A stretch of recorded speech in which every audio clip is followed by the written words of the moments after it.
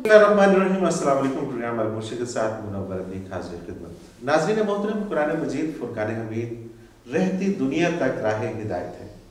आज के इस दौर में हम किस तरह से कुरान मजीद से हिदायत हासिल करके कामयाबी और कामरानी की मनाजिल तय कर सकते हैं, ये हमारे इस प्रोग्राम का मकसद है। और इसमें हमारी रहनुमाई के लिए हमारे बहुत ही मोहतरम जनाब हज़रत अमीर मोहम्मद अकरम अवान साहब हमारे साथ हर प्रोग्राम में हमारी रहनुमाई के लिए मौजूद हुआ करेंगे। नाज़रीन मोहतरम, हज़रत अमीर मोहम्मद अकरम अवान साहब का मैं मुख्तसर सा तारुफ करवाता चलूँ। वैसे तो बहुत सारे हवाले हैं इनके तारुफ के।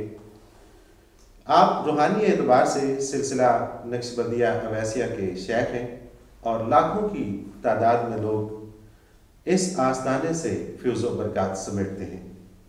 इसके अलावा आपको ये सादत हासिल है कि आपने कुरान मजीद फुरकान हमीद का तर्जमा किया, तफसीर आपने उसकी लिखी और उसके साथ पंजाबी के अंदर पहली दफ़ा किसी ने कुरान मजीद का तर्जमा, उसका मफ़हूम बयान किया और उसके करीब तरीन और बहुत ही खूबसूरत और कुदरतुल्लाह एंड कंपनी ने उसको प्रिंट किया। वो इसके पब्लिशर हैं। नाज़रीन मोहतरम, आज हम बात करेंगे कि इल्म क्या है। कुरान मजीद की जब इब्तिदा हुई तो उसमें इकरा से शुरुआत हुई। पढ़ो, क्यों पढ़ो, क्या पढ़ो और पढ़ना क्यों ज़रूरी है, सीखना क्यों ज़रूरी है, इल्म हासिल करना क्यों ज़रूरी है और इल्म है क्या। आज का हमारा ये टॉपिक है और इसमें हम बात करेंगे जनाब हज़रत अमीर मोहम्मद अकरम अवान साहब से। हज़रत साहब, बहुत शुक्रिया आपने वक्त दिया और इस अहम मोड़ पे कि जब हमारा मुल्क बहुत सारे बहरानों में घिरा हुआ है तो हमें ज़रूरत है कि हम उस किताब मुक़द्दस की तरफ लौट कर आएँ और उससे राह हिदायत पाएँ। आज इल्म के ऊपर हम बात करेंगे। आप ये फरमाइएगा कि इल्म क्या है बेसिकली और इसकी बुनियादी तकसीम क्या है। अल्हम्दुलिल्लाहि रब्बिल आलमीन वस्सलातु वस्सलामु अला हबीबिही मुहम्मद व आलिहि व सहबिही अजमईन आमीन। अऊज़ु बिल्लाहि मिनश शैतानिर रजीम, बिस्मिल्लाहिर रहमानिर रहीम। इल्म बुनियादी तौर पर जानने को कहते हैं। किसी शय के बारे आप कितना जानते हैं। और तख्लीकी तौर पर इसकी दो किस्में हैं। एक इल्म है हर ज़ी रूह को फितरी तौर पर अता होता है ज़िंदा रहने के लिए। वो इंसान में भी है, हर जानदार में, हर जानवर में भी। आप देखते हैं मछली का बच्चा पैदा होता है तो उसे कोई तैरना सिखाता नहीं, उसका फितरी इल्म है। जानवर का, गाय भैंस का बच्चा पैदा होता है तो माँ का दूध तलाश कर लेते हैं, उसे पता है मेरी ज़िंदगी का सबब है। इसी तरह इंसान के भी बाज़ उलूम फितरी होते हैं जो ज़िंदगी के लिए ज़रूरी हैं, वो हर ज़ी रूह को अता होते हैं। दूसरा इल्म होता है कस्बी, जो इल्म हासिल किया जाता है। मसलन आप मछली को भी कई करतब करते देखते हैं, वो उसे सिखाए जाते हैं। फितरी तो होते तो सब में होते, वो कस्बी इल्म होता है और उसकी हुदूद हैं हर जानवर की अपनी इस्तेदाद के मुताबिक। और उसकी हकीकत जो है वो इस्तेदाद इंसान को दी गई है कि उसके इल्मों की कोई हद नहीं है, कहाँ तक वो हासिल करता है। आज तक किसी ने ये नहीं कहा कि इसकी इंतहा हो गई है। इल्म की इंतहा नहीं है। और कस्बी इल्म जो है, जो कसब यानी कि मेहनत से आप हासिल करते हैं, उसे कस्बी इल्म कहेंगे जी। कस्बी इल्म कितनी तरह के हैं। कस्बी इल्म की नबी अलैहिस्सलातु वस्सलाम ने जो इरशाद फरमाया है, कस्बी इल्म को आपने फरमाया अल इल्म, द नॉलेज। कुल्ली इल्म जो है फरमाया अल इल्म इल्मान, इसके दो हिस्से हैं, इल्मुल अदियान व इल्मुल अबदान और कमा क़ाल रसूलुल्लाह सल्लल्लाहु अलैहि वसल्लम की। कस्बी ये जो इल्म है हुसूल की हासिल किया जाता है, कस्बी और हुसूली, इसके दो हिस्से हैं। एक हिस्सा इसका इल्मुल अदियान है, यानी अकायद, नज़रियात, ذات باری کے بارے جاننا، پیغمبر صلی اللہ علیہ وسلم کے بارے، آخرت کے بارے اور اعمال کی جزا و سزا کے بارے جاننا، یہ سارا علم الادیان ہے، جسے آپ کہہ سکتے ہیں نارمیٹیو سائنسز۔ اور یہ حضور نے پہلا حصہ فرمایا ہے، ٹھیک ہے، یعنی اس کو اولیت دی، علم الادیان کو اولیت دی ہے۔ اور دوسرا علم ہے علم الابدان، فزیکل سائنسز، چیزوں کا علم، کیسے بنتی ہیں، کیسے استعمال کی جاتی ہیں، کیا نفع ہے، کیا نقصان ہے، یعنی فزیکل تھنگس کا جو علم ہے وہ سارا اس میں آ جاتا ہے۔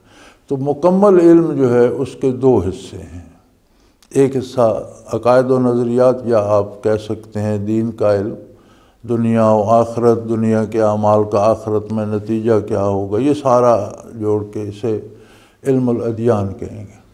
اور دوسرا فزیکل سائنسز کا علم الابدان۔ اچھا، اس میں چونکہ ہمارے پروگرام کا جو نام ہے وہ بھی المرشد ہے، اور مرشد کا مطلب رہنمائی کرنے والا، استاد، سیدھا راستہ دکھانے والا۔ استاد اور علم، اس کا کیا تعلق ہے، اور یہ اتنا سختی سے کیوں کہا گیا کہ علم حاصل کرو خواہ تمہیں اس کے لیے چین جانا پڑے، اور یہ کون سا علم ہے جس کے لیے؟ یہ محاورتاً ارشاد فرمایا حضور اکرم صلی اللہ علیہ وسلم نے کہ چین عرب سے اس وقت بہت دور سمجھا جاتا تھا، اور عرب میں منڈیاں لگتی تھیں، اور ان میں مغرب سے بھی لوگ آتے تھے اور مشرق سے بھی، ہندوستان سے بھی لوگ جاتے تھے، اور چین سے بھی جاتے تھے۔ تو جتنے لوگ وہاں جمع ہوتے تھے اس سے بہت زیادہ دور ان ممالک میں چین تھا۔ تو محاورتاً حضور نے فرمایا کہ خواہ چین بھی جانا پڑے، یعنی جتنا بھی لمبا سفر کرنا پڑے تو علم حاصل کرو۔ اس کی وجہ یہ ہے کہ انسان کو اللہ کریم نے جو عظمت دی ہے اس کی بنیاد علم ہے۔ جتنا علم وہ حاصل کرتا ہے اتنا اس کی جو زندگی اور اس کی فکر اور اس کا کردار وہ پالش ہوتا جاتا ہے، اور وہ خوبصورت انسان بنتا چلا جاتا ہے۔ تو اگر وہ پالش نہ ہو تو پھر حیوان میں اور انسان میں کوئی فرق نہیں رہ جاتا، محض کھانا کھایا، سو گئے، بچے پیدا کیے، مر گئے۔ اس لیے علم کی تاکید کی گئی۔ اچھا، ہم یہ دیکھتے ہیں کہ بہت سارے لوگ جب دین کو پڑھتے ہیں اور پھر اس میں پھر دیگر چیزیں بھی پڑھتے ہیں، تو وہ ہم دیکھتے ہیں کہ کچھ عرصے بعد وہ دین سے دور ہو جاتے ہیں۔ تو ان کے پڑھنے کا سٹائل ٹھیک نہیں ہوتا، یا ان کو یہ علم نہیں ہوتا کہ ہم نے علم حاصل کیسے کرنا ہے، کیا وجوہات ہوتی ہیں اس میں؟ دو باتیں ہوتی ہیں اس میں۔ ایک تو جو آپ نے پہلے فرمایا کہ استاد یا مرشد، تو ہر پڑھا ہوا آدمی استاد نہیں ہوتا۔ آپ دیکھتے ہیں ہمارے پاس لوگ ہوتے ہیں بہت علم حاصل کرتے ہیں اور آگے پڑھا بھی سکتے ہیں، لیکن انہیں کہا جائے تو وہ لیکچر نہیں دے سکتے۔ بعض بہت پڑھے لکھے آدمی ہوتے ہیں، تصنیف کر سکتے ہیں، پڑھا نہیں سکتے، لیکچر نہیں دے سکتے، کتاب لکھ لیتے ہیں۔ تو استاد کے لیے یہ خصوصیت ضروری ہے کہ وہ علم حاصل بھی کرے اور علم منتقل کرنے کی استعداد بھی رکھتا ہو۔ تو ہمارے ہاں بنیادی طور پر یہ نہیں دیکھا جاتا، ہم سمجھتے ہیں یہ آدمی، اس کے پاس یہ ڈگری ہے، یہ استاد ہے، یہ ضروری نہیں۔ استاد کے لیے ضروری ہے کہ اس کے پاس سند بھی ہو، وہ پڑھا لکھا بھی ہو اور علم منتقل بھی کر سکتا ہو۔ بنیادی غلطی تو یہاں سے ہوتی ہے۔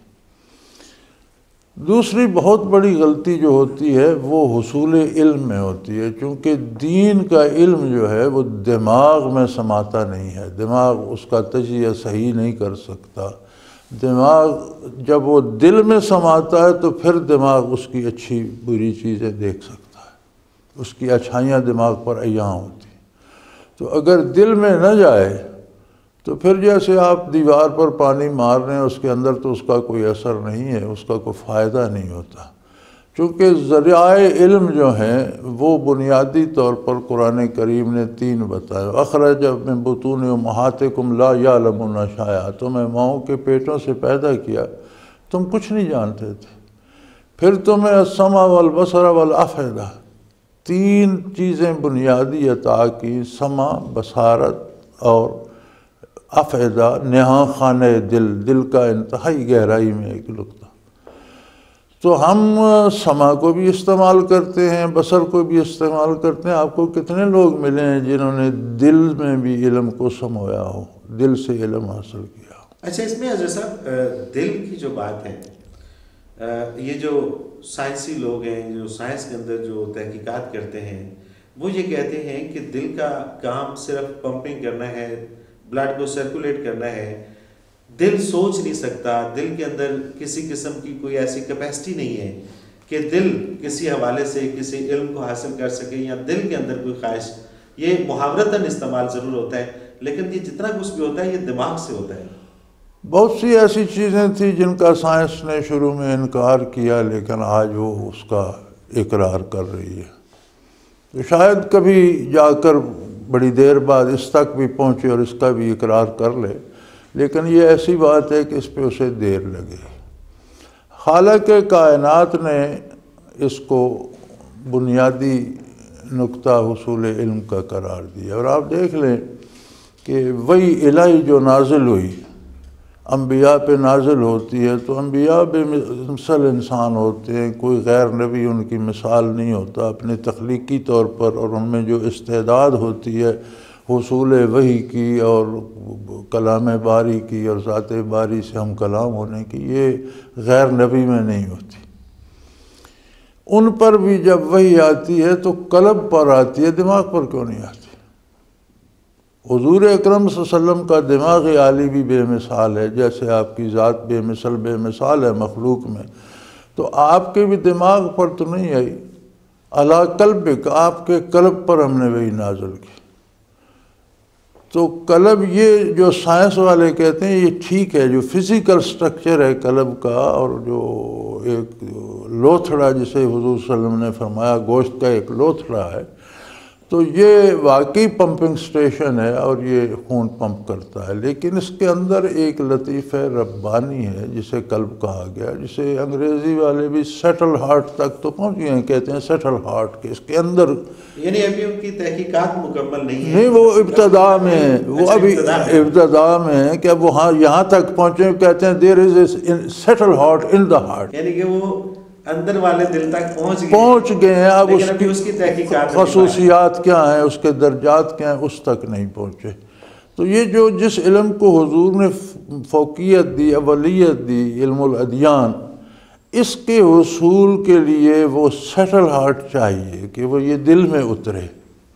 اچھا، علم الادیان سے جو بات سمجھ میں آتی ہے، ادیان چونکہ جمع ہے، یا دین کی جمع اور مذاہب کو پڑھنا، یا تو جو مذاہب کو نہیں پڑھتا اور وہ مسلمان ہو جاتا ہے، چونکہ وہ مسلمانوں کے گھر پیدا ہوا اس لیے وہ مسلمان ہے، تو اس کا مسلمان ہونا، مسلمان تو ہے الحمدللہ۔ یہ تو اسی کے برعکس کہ وہ لوگ جو کافروں کے گھر پیدا ہوتے ہیں، جو کسی دوسرے مذہب کے گھر پیدا ہوتے ہیں اور وہ بھی مذاہب کو نہیں پڑھتے، تو اس کا مطلب کہ ان کا تو پھر کوئی قصور نہ ہوا، انہوں نے نہیں، قصور تو ہے کہ انہیں پڑھنا چاہیے تھا، اللہ نے پڑھنے کی استعداد دی ہے، وہ استعداد کو کیوں ضائع کرتے ہیں؟ ایک مسلمان بھی ہے، وہ مطالعہ نہیں کرتا، علم حاصل نہیں کرتا، تو وہ فضیلت اس کو نہیں ملے گی جو عالم کو ملے گی۔ مسلمان کے لیے بھی ضروری ہے کہ وہ مذاہب کا مطالعہ کرے، بالکل۔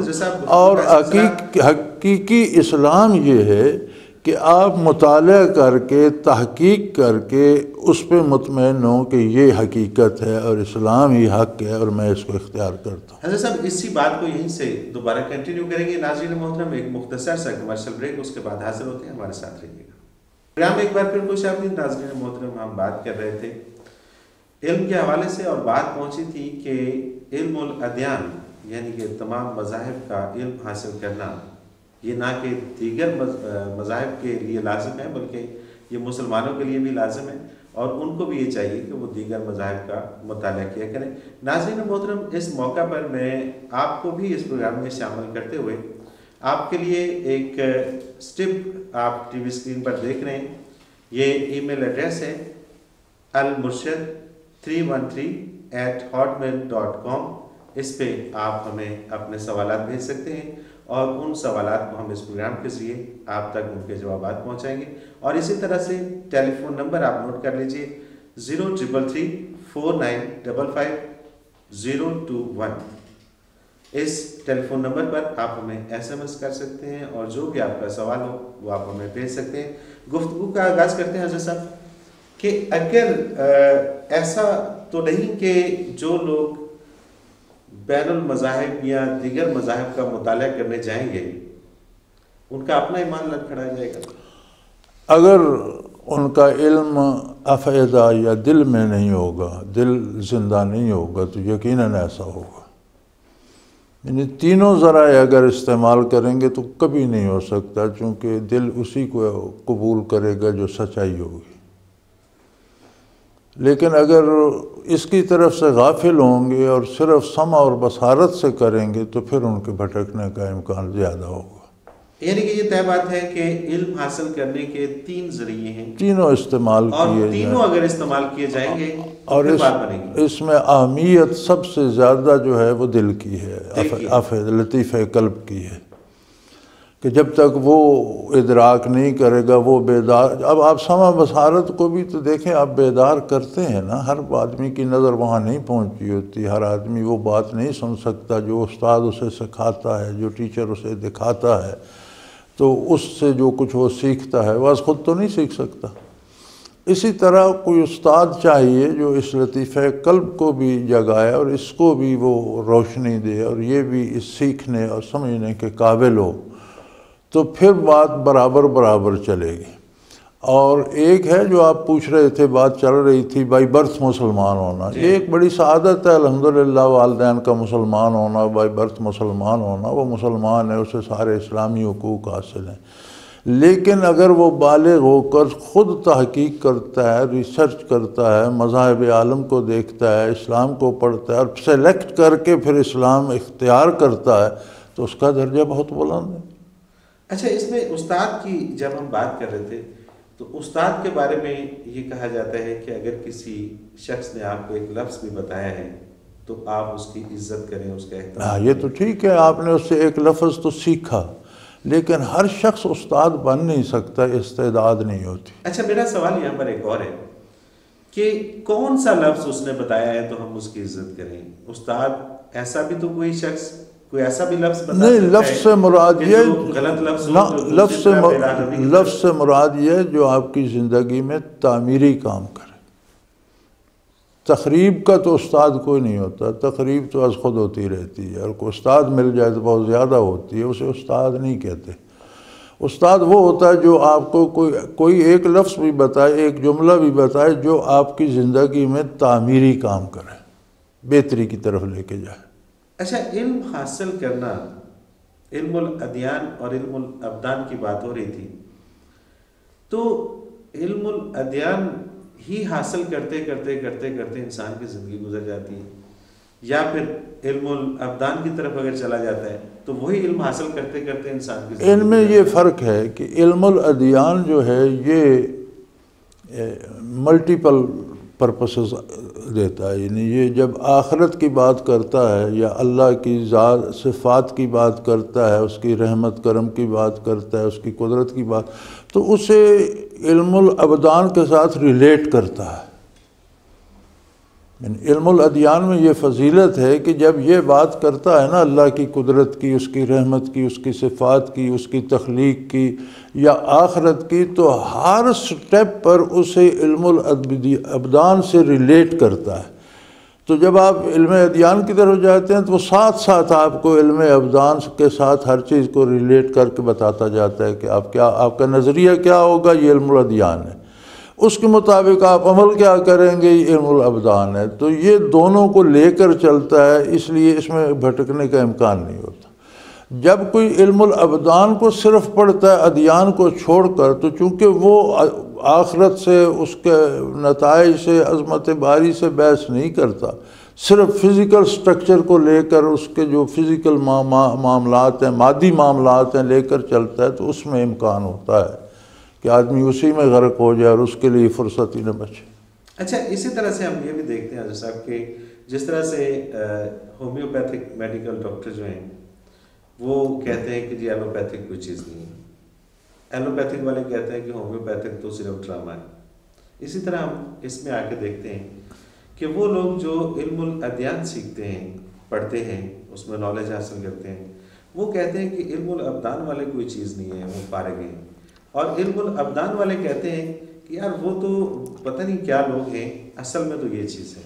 علم الابدان والوں کو تو میں زیادہ الزام نہیں دوں گا، چونکہ علم الابدان بحث ہی صرف مادیت کو کرتا ہے، لیکن علم الادیان والوں کو یہ نہیں کہنا چاہیے، کیونکہ علم الادیان سارا تو اسی مادی کائنات سے بحث کرتا ہے۔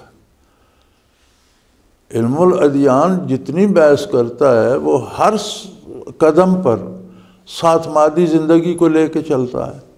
عقیدے میں وہ کہتا ہے یار اپنے بدن کی یہ اصلاح کرو، اپنے دماغ میں یہ بات بٹھاؤ، عمل کی ہوتی ہے تو کہتا ہے یہ بات اچھی ہے، یہ کھانے کے لیے حلال ہے، تو وہ تو سارا یعنی وہ تو مادی علوم کو ساتھ لے کے چلتا ہے علم الادیان جو ہے۔ اچھا، ایک بار پھر میں اس طرف آؤں گا کہ علم حاصل کرنے کے جو ذرائع ہیں وہ تین ہیں، اور ان تینوں میں جو سب سے اہم ذریعہ ہے وہ قلب ہے، وہ قلب ہے۔ یعنی کہ اگر کسی کی سماعت نہیں ہے، اگر کسی کی بصارت نہیں ہے، دل زندہ ہے تو اور اس کا دل زندہ ہے تو وہ علم حاصل کر سکتا ہے۔ کیسے؟ یہ دل جو ہے جی، یہ جب زندہ ہوتا ہے تو یہ سنتا بھی ہے، دیکھتا بھی ہے، اور اس کو وہ ذرائع بھی میسر آ جاتے ہیں جو مادی وجود کو ہیں۔ بات اس کے زندہ ہونے کی ہے، اور جب دل زندہ ہو کر دیکھتا ہے تو پھر یہ صرف مادی دنیا کو نہیں دیکھتا، یہ آخرت کو بھی ساتھ دیکھتا ہے، ان حقائق تک بھی اس کی نظر جاتی ہے، اور اس کے علوم میں بہت زیادہ وسعت آ جاتی ہے۔ اگر دل اگر زندہ ہو، کوئی علم حاصل کرنا چاہیں تو آپ قرآن کریم میں دیکھیں گے تو جگہ جگہ آپ کو ملے گا کہ یہ لوگ جاہل ہیں، یہ لوگ بے مراد ہیں، یہ لوگ اس لیے کہ ہم نے ان کے دلوں کو مردہ کر دیا۔ جی ہاں، بالکل۔ جب دل مردہ ہو جاتا ہے تو پھر قرآن کریم کہتا ہے کہ ان کے کان بھی گنگے بہرے ہو گئے، ان کی زبان بھی گنگی ہو گئی، ان کی آنکھیں بھی اندھی ہو گئی، حالانکہ وہ کان ان کے سلامت ہیں، بات کر رہے ہیں، دیکھ رہے ہیں۔ وہ فرماتے ہیں ان کو اچھائی اور برائی اور بھلائی میں تمیز نظر نہیں آتی، تو ان کے دیکھنے کا کیا فائدہ؟ بھلی بری بات میں تمیز نہیں کر سکتے تو ان کا سننا نہ سننے کے برابر ہوا۔ جب انہیں نفع نہیں دیتا، دیکھیں نا، دیکھا جاتا ہے اپنے نفع کے لیے، سنا جاتا ہے اپنے نفع کے لیے، بات کی جاتی ہے جس سے کچھ حاصل ہو، تو جب سنیں بھی، دیکھیں بھی، بات بھی کریں اور حاصل کچھ نہ الٹا نقصان ہو تو اسے قرآن کہتا ہے یہ گنگے ہیں، بہرے ہیں، اندھے ہیں۔ یعنی جو نظر سے، بصارت سے، زبان سے جو کیفیت حاصل کرنا جو وہ نہیں کر پا رہے، ضائع کر رہے ہیں۔ تو جب دل زندہ، حضرت صاحب ایک اور سوال اٹھتا ہے کہ ہم چونکہ مسلمان ہیں، ہمارا ملک مسلمانوں کا ملک، الحمدللہ بڑی قربانیاں دیں اور ایک الگ خطہ ہم نے لیا، الحمدللہ، صرف اس لیے کہ ہم آزادی سے اپنا اسلام یہاں پر پھیلا سکیں اور اس پہ عمل کر سکیں، تو ہم دیکھتے ہیں کہ تعلیمی نظام کے اندر تو صرف دو ہی ذریعے استعمال ہو رہے ہیں، بصارت ہے یا سماعت ہے۔ یہ قلبی ذریعہ جو ہے، گزارش یہ ہے جی کہ ہم آزاد ہو گئے لیکن ہم آزاد ہو نہیں سکے۔ ہمیں یہ خوش فہمی ہے کہ ہم آزاد ہیں۔ آزادی ہوتی ہے کہ آپ اپنی مرضی سے جی سکیں۔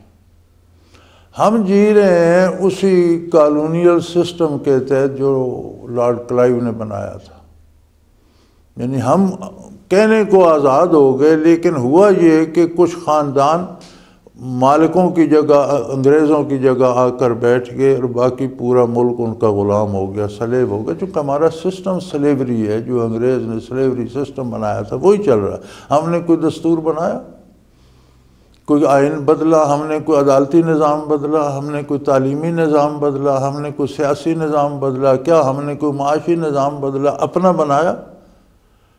اگر نہیں بنایا تو انگریز اگر ہندوستان میں رہے تو اس سے کیا فرق پڑتا ہے؟ ہر مذہب کو بندہ ہر جگہ رہ سکتا ہے۔ فرق یہ ہے کہ آپ اپنی مرضی سے نہیں جی رہے، اپنے دستور کے مطابق نہیں جی رہے، آپ کے ساتھ اپنے قانون اور دستور کے مطابق سلوک نہیں ہو رہا۔ جو رشتہ حاکم کا اور رعیت کا ہے وہ مالک کا اور غلام کا انگریز نے بنایا تھا، وہی چل رہا ہے۔ تو اس قرآن پاک فرقان حمید کے بتائے ہوئے راستے پر عمل کرتے ہوئے ہم علم حاصل کرنے نکلتے ہیں تو ہمیں کن چیزوں کا خیال رکھنا ہوگا، اور اگر ہم بحیثیت حکمران کسی چیز کو امپلیمنٹ کرنا چاہیں تو پھر ہمیں کون سے قوانین کو سامنے رکھتے ہوئے، قرآن پاک کے کون سے قوانین کو سامنے رکھتے ہوئے ہمیں قرآن پاک کرنا ہوگا کہ ہم اس سے دور نہ ہوں؟ قرآن پاک الحمدللہ اتنی باریک اور چھوٹی چھوٹی باتوں تک چلا جاتا ہے بحث کرتے ہوئے کہ دنیا کی کوئی دوسری کتاب ان باریکیوں کو نہیں دیکھتی۔ آپ اندازہ کریں کہ قرآن پاک تو تعلقات میں کیفیات تک کی بحث کرتا ہے کہ بھائی بھائی کا تعلق ہے، ماں بیٹے کا تعلق ہے، میاں بیوی کا تعلق ہے، تو قرآن کہتا ہے صرف زبانی اور ظاہرداری اور رکھو نہ ہو، دل کے ساتھ ہو۔ دنیا کا کوئی علم اس حد تک جاتا ہے کہ آپ کی کیفیات قلبی بھی جو ہیں وہ درست ہونی چاہیے۔ طریقے بتاتے ہیں علم الابدان والے، لیکن قرآن تو اس کی تہ تک اور اندر تک جاتا ہے اور ہر بات کو بہت باریکی تک دیکھتا ہے۔ یہ الگ بات ہے کہ ہم نے قرآن سے سمجھنا چھوڑ دیا، ہم نے قرآن کو اہمیت نہیں دیا، بولتے ہم قرآن پڑھتے نہیں ہیں، پڑھتے ہیں تو ثواب کے لیے کچھ پڑھ لیا، پتہ کوئی نہیں اس کا مفہوم کیا ہے، معنی کیا ہے، تو اس طرف ہمارا رجحان کم ہو گیا۔ ہم نے یہ صرف مولوی صاحب پر اور ان کے شاگردوں پر چھوڑ دیا ہے، وہ پڑھتے رہیں سمجھتے رہیں۔ اور قرآن تو ہر انسان کے لیے، یعنی کمال مزے کی بات یہ ہے قرآن تو کافروں سے باتیں کرتا ہے اور ان سے بحث کرتا ہے کہ بھئی کیا کر رہے ہو تم، کیوں عظمت باری کو نہیں پہچانا؟ آپ دیکھتے نہیں جگہ جگہ کہتے ہیں یا ایھا الکافرون، اے انکار کرنے والو، اے بھاگنے والو، میرے پاس آؤ، بات کرو، سمجھو، بتاؤ تمہیں کیا اعتراض ہے، کیوں تمہیں ان چیزوں کی سمجھ نہیں آ رہی؟ تو جب کافروں سے بھی بات کرتا ہے تو مسلمان سے تو ہر بات کرتا ہے، طے کرتا ہے۔ تو کیا ہم نے کبھی قرآن سے باتیں کی ہیں؟ کبھی ہم نے اس طرح سے پڑھا ہے کہ یہ قرآن میرے ساتھ بات کر رہا ہے اور یہ ہم دوسروں پر اپلائی کرتے ہیں؟ جب ہم پڑھتے بھی ہیں نا تو کوئی عذاب کی آیت آئے تو ہم کہتے ہیں یہ کافروں کے لیے ہے، ثواب کی آئے تو یہ مسلمان، یہ بزرگوں کے لیے ہے، یہ اللہ والوں کے لیے، اور خود الگ بیٹھے ہوتے ہیں۔ تو قرآن کو اس طرح سے پڑھا ہی نہیں جاتا جس طرح سے پڑھا جانا چاہیے، اور جس طرح سے پڑھا جاتا رہا اور مسلمان دنیا میں اقبال مند رہے تو اس طرح سے پڑھا جائے تو سارے قوانین، سارے اصول حکمرانی بھی اور سارے اصول ریت کے حقوق کی بات بھی سب قرآن کریم میں موجود ہیں۔ اچھا نہیں، میرا سوال پھر وہیں پر ہے کہ دل سے علم حاصل کرنے کے لیے کون سا طریقہ استعمال کرنا ہوگا؟